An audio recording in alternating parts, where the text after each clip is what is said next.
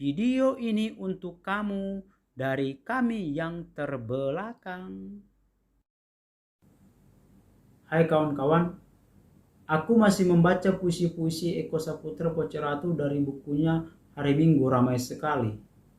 Kali ini aku akan membacakan puisi berjudul Cuma Rating dari buku tersebut.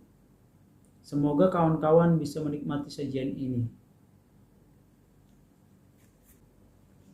Cuma rating. Ada satu hal kecil yang kebanyakan kita lupa saat menyimak siaran televisi, bahwa segala sesuatu sangat sering disetting. Hidup Mati Papua adalah siaran televisi yang bikin naik rating, tapi tidak bikin naik taraf hidup mereka. Orang-orang pakai koteka divonis melanggar etika. Budaya dipreteli jadi komoditas politik. Simbol-simbol dikenali untuk diperdaya. Kuda pariwisata ditunggangi investor. Ekonomi digulung pendatang. Orang lokal adalah petani dan nelayan kala. Media-media dibayar. Wartawan diberi obat doping hingga kebenaran bersembunyi di lembah kemanusiaan paling dalam dan pekat. Ada suatu saat di Manokwari, matahari lebih panas kebakaran Jakarta.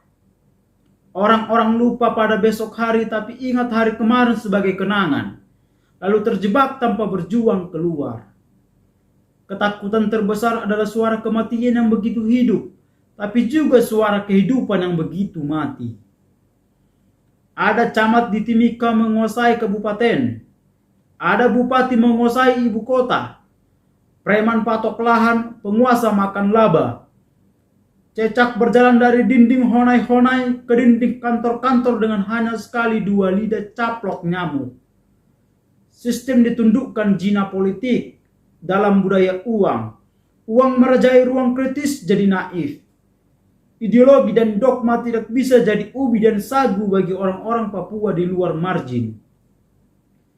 Yang korambe yang ko menggoyang Indonesia di televisi.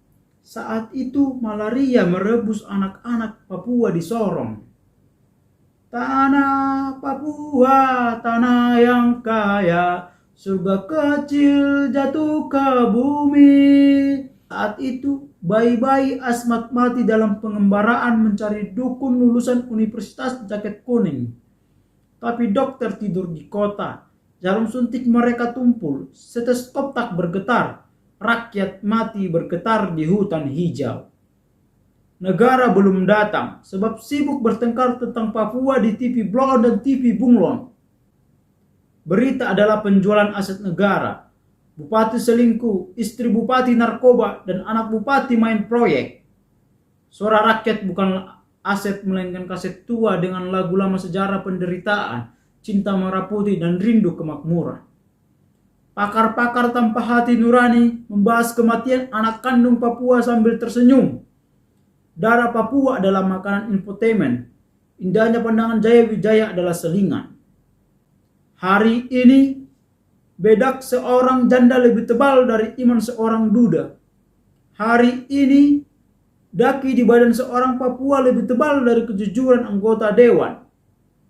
Hari ini kematian bayi-bayi cendrawasih lebih banyak dari kehidupan anak-anak Garuda yang baru menetas.